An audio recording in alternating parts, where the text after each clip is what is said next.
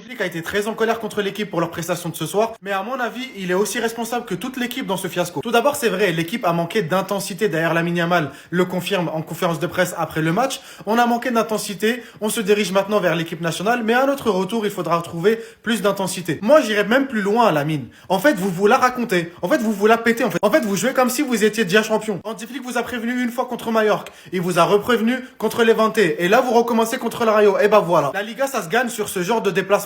Ça se gagne pas contre le Real Madrid ou contre l'Atlético Madrid, je sais pas où. Ça se gagne dans ce genre de déplacement. D'ailleurs, même Hansi Flick le confirme. L'année dernière, nous avons travaillé en équipe et le plus important, c'est qu'il n'y ait pas d'ego. Car cela tue le succès. Je l'ai dit aux joueurs aujourd'hui, avant que la plupart d'entre eux ne partent en sélection, il fallait que ce soit dit. J'ai rien à ajouter de plus. Clairement, ça se la raconte en fait sur le terrain. Ça se prend pour je sais pas qui. Mais maintenant que ça c'est dit, à ton tour mon gars. Début de match, la VAR fonctionne, il n'y a pas de souci, tu joues le hors-jeu. Derrière, on t'annonce que la VAR n'est plus fonctionnelle. Toi, qu'est-ce que tu fais? Tu continues à dire à l'équipe de continuer à jouer le piège du hors-jeu, sachant que le piège du hors-jeu, ça se joue souvent à un doigt de pied. Et la plupart du temps, c'est la VAR qui le détecte. L'arbitre de touche, c'est impossible pour lui de voir ça. Ça a l'air de rien dit comme ça, mais en ne revoyant pas ses plans, pour moi, il a complètement perdu la partie contre l'entraîneur du Rayo qui, lui, leur a donné des consignes en fonction de la VAR. Il a vu qu'il n'y avait pas de VAR, il a dit directement au gardien, commence à envoyer des ballons longs. Ils veulent s'amuser à jouer le hors-jeu, et ben y a pas de souci, on va jouer. Aucune action n'a fini au fond des filets parce qu'il y avait ce mec-là, mais je peux vous le garantir que sans lui, on finit avec une manita. Tout ça parce que Hansi Flick n'a pas voulu se réadapter. Le pire, c'est qu'on l'a vu contre l'Inter Milan l'année dernière, ça nous a coûté une place en finale, et c'est exactement la même chose qui se reproduit aujourd'hui. Enfin bref, moi j'accable pas que lui, c'est toute l'équipe qui est fautive, et lui aussi doit se poser les bonnes questions au même titre que les joueurs.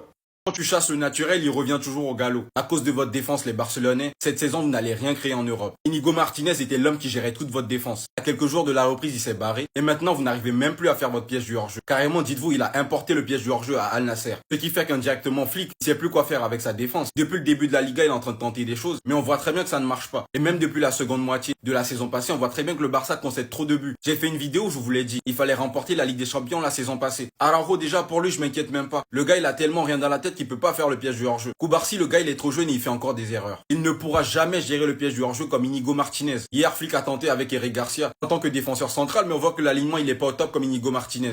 Bientôt, vous allez jouer le Paris Saint-Germain. Et aujourd'hui, la grande différence entre le Barça et le PSG, c'est que le PSG arrive à avoir ce niveau-là sans un piège du hors-jeu qui les met en danger à chaque action. Paris, c'est des requins offensivement. Ils peuvent compter sur les attaquants, mais aussi les milieux. La preuve, c'est que Joao Neves a mis un triplé ce week-end. On a vu vos matchs de Liga. Votre défense, elle a souffert contre des petites équipes. Vous allez jouer Paris et j'ai même envie de dire vous allez jouer Chelsea. Bonne chance à vous, j'espère que Flick va trouver la solution. Parce que sans ça, vous allez le faire allumer cette saison.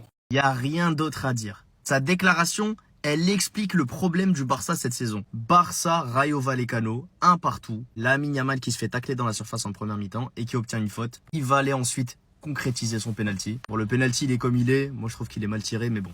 Heureusement que ça rentre. Et heureusement pour lui que ça rentre, parce qu'il avait demandé à Rafinha de pouvoir le tirer. Et juste après le match, Lamine Yamal, il va te dire, comme dans tous les autres matchs cette saison, on a manqué d'intensité. Et c'est ça le problème du Barça cette saison, les gars. C'est l'intensité. T'as l'impression que quand les joueurs jouent sur le terrain, ils sont encore en pré-saison. Ces 3 premiers matchs de Liga, quand je les ai vus jouer, j'avais l'impression qu'ils avaient la flemme de jouer. À part Juan Garcia aujourd'hui et Pedri à la limite, il n'y avait aucun joueur du Barça qui avait l'air concerné à 100% par ce qui se passait dans le terrain. Ils repartent pas du tout sur les mêmes classiques. Du Rafinha qui récupère un ballon très haut mais qui manque de lucidité parce qu'il veut finir tout seul au lieu de mettre la passe en retrait à Ferran Torres. Du Dani Olmo qui se chie dessus littéralement au point de pénalty et qui n'est même pas capable de cadrer une frappe. Une défense passive. Depuis le début de saison, on se mange des buts bêtes, des buts de merde. Et encore aujourd'hui, on aurait pu perdre ce match et ça aurait été mérité. Parce que Juan Garcia, il a fait 9 arrêts aujourd'hui. La défense, elle était catastrophique. Il n'y avait rien qui allait dans ce match. Dans les grands matchs de Ligue des Champions, je n'ai aucun doute sur Lamine Yamal. Et là où Lamine Yamal doit se concentrer, c'est dans ses matchs de Liga. C'est dans ces terrains hostiles, dans ces terrains compliqués. Certains savent qu'il est difficile d'arrêter Lamine Yamal, donc tout ce qu'ils vont faire, c'est essayer de rentrer dans sa tête. Et c'est clairement ce qu'ils ont tous fait aujourd'hui, jusqu'à le rendre prévisible. On va pas se mentir les gars que son match il était mauvais. On va pas se mentir que par certains moments il essayait de trop en faire. Il essayait de trop en faire tout seul, jusqu'à se frustrer auprès de ses coéquipiers car il demandait la balle dans les pieds pour faire tout seul, alors qu'ils essayaient de l'envoyer en profondeur. Parce qu'ils avaient tous très bien remarqué qu'il passait pas. Et par ego, il forçait les duels. En plus de ça, t'avais le stade qui le provoquait. De toute façon, les gars, vous verrez, quand ça va être les grands matchs de Ligue des Champions, les grosses affiches, Lamine Yamal, sur ça, il répondra. Il mentira pas. Et je pense que la solution à tout ça, ce sera la concurrence. Avec un Ronny Bardi sur le côté droit qui va concurrencer Lamine Yamal, même si on sait tous très bien que Lamine Yamal est le titulaire indiscutable, et avec un Rashford à gauche qui va concurrencer Rafinha. Parce que Rafinha aussi fait un match dégueulasse. En tout cas, c'est un match à oublier pour Rafinha, Lamine, Olmo, Eric, Koundé. J'espère qu'ils vont bien revenir après cette trêve, parce que là, il y a le gros qui arrive. Enfin bref, sinon vous les gars, vous en pensez quoi? Ramenez-nous sur Snap, on s'ennuie. Ce match, c'est un putain de braquage. Mais vous savez ce que c'est le pire? C'est que c'est un braquage de notre part. La tête de Wam, on doit perdre.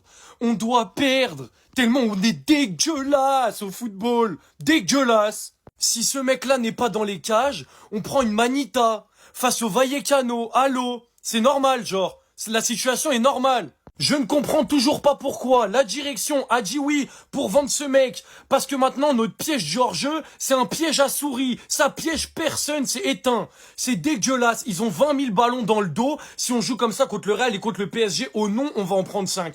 Oh non, on va en prendre 5, mais 5 par mi-temps, hein. Pas 5 dans le match, 5 par mi-temps. Pourquoi il est parti, lui? Il y a plus personne qui sait jouer le hors-jeu. Plus personne, on est perdu maintenant. Je vais ouvrir le livre Olmo aussi. C'est quoi ça, frérot, la tête de Wam? Même moi, je la mets au fond. Qu'est-ce que tu me fais? Tu tires sur la lune, balle du 2-0. Là, c'est 3 points si tu nous mets le 2-0 ici. Mais non, toi, t'as décidé de tirer sur la lune, frère. T'as été dégueu, Olmo, depuis le début de saison, t'es dégueu. Et nous, on préfère vendre Fermin, mais pourquoi on vend pas lui, en fait? On préfère garder Araujo et vendre Inigo. On préfère vendre Fermin et garder Olmo. En fait, je comprends pas. Et la créativité offensive, aujourd'hui aussi, faut en parler. On est dépendant de ces deux mecs-là. Si ce mec-là n'est pas en attaque et ce mec-là n'est pas au milieu, on est au cerf. On est au cerf en animation offensive. Allô, Rafinha, Rashford, Lewandowski, bon, il est rentré à la fin, Ferran Torres, Olmo, même Fermin, son entrée, elle est dégueu. De Jong, il a été bon. De Jong, je le compte pas dedans. Mais si ces deux mecs-là sont pas là, l'animation offensive, s'il vous plaît, c'est à vomir. Aujourd'hui, c'est à vomir. Tonton flic, je te fais confiance, mais là, il faut faire quelque chose parce qu'aujourd'hui, on braque le rayon, on doit prendre 0 points. Et c'est pas normal. Lamine, merci pour tout, mais on dépend de Lamine, Pedri et Johan Garcia, 3 joueurs. Est-ce que c'est normal? Lamine qui provoque un péno et qui met son but, heureusement. Mais la vérité, c'est dégueulasse ce que j'ai vu ce soir. Et j'accepte tous les pressings en commentaire, venez. Vannez mon club, on est dégueulasse, wesh. Attendez. La réaction d'Hansi Flick et des joueurs après le match, l'état du terrain a-t-il affecté la performance de l'équipe? Non, il n'y a pas d'excuse, il faut mieux contrôler le ballon et avoir plus de possession. L'intensité n'était pas bonne aujourd'hui et cela n'a rien à voir avec le terrain. Et sur ce point-là, je suis à 100% d'accord avec Hansi Flick. Comme j'ai dit tout à l'heure dans mon débrief, certes la pelouse n'était pas bonne, mais en soi quand on regarde le niveau que le Barça a affiché, beaucoup de passes ratées, beaucoup de mauvais choix, pas d'intensité. Avec tout ça, à aucun moment tu peux te permettre de te cacher derrière le terrain. Je pense qu'un point nous a suffi, on ne méritait pas plus. On a commis beaucoup d'erreurs et on aurait pu marquer le deuxième but en première mi-temps ou au début de seconde, mais ce qui est arrivé est arrivé. Ce n'était pas un bon match pour nous. Johan Garcia, je l'ai félicité pour sa performance. C'était formidable de le voir, ainsi que la façon dont il a construit le jeu. Il n'a commis aucune erreur aujourd'hui et a une grande confiance dans la construction de l'attaque. C'était formidable d'avoir un joueur comme lui. Il a bien évidemment été élu MVP, et pour le coup, concernant son match, il n'y a rien à dire. Et vraiment, ça fait plaisir d'avoir un gardien rassurant comme lui. Johan Garcia, avant la trêve internationale, nous avions prévu d'atteindre le 9 sur 9, mais cela n'a pas été possible. C'est vrai que commencer par 3 déplacements est plus difficile que d'habitude, mais nous sommes déçus de ne pas y être parvenus. Lamine Yamal, on a manqué d'intensité. Sur le corner, on ne s'est pas parlé et il était seul. On doit revenir de la trêve avec plus d'intensité. Je pense que je peux être meilleur. Je ne suis pas à mon meilleur niveau. Les statistiques sont bonnes, mais je dois être meilleur. Bref, en tout cas, n'hésitez pas à me donner vos avis dans les commentaires, histoire de savoir ce que vous en pensez. Et moi, je dirai tout ça. Ronny Bardi est enfin inscrit. Et vous voulez rigoler les gars, c'est qu'il est inscrit avec l'équipe athlétique, avec l'équipe des jeunes. Donc va comprendre la logique. Ronny Bardi a manqué 3 matchs de Liga. Et nous avons visiblement pas pu l'inscrire en équipe première, une chose qui a été demandée par la Liga, car la Liga nous a conseillé de l'inscrire en équipe première. Et durant ce début de saison, le Barça n'a donc pas voulu l'inscrire en équipe B pour ne pas se froisser avec la Liga, pour ne pas les fâcher, pour ne pas les énerver. Je vous rappelle que c'est une recrue à 3-4 millions. Pendant qu'une autre recrue, à plus de 40 millions, est déjà titulaire dans son club. Inscrit avec l'équipe B bien évidemment. Carrément, on allait le faire jouer un match amical de l'équipe B. C'était pour faire quoi? C'était pour faire son contrat d'équipe B ou quoi? C'était ça votre plan?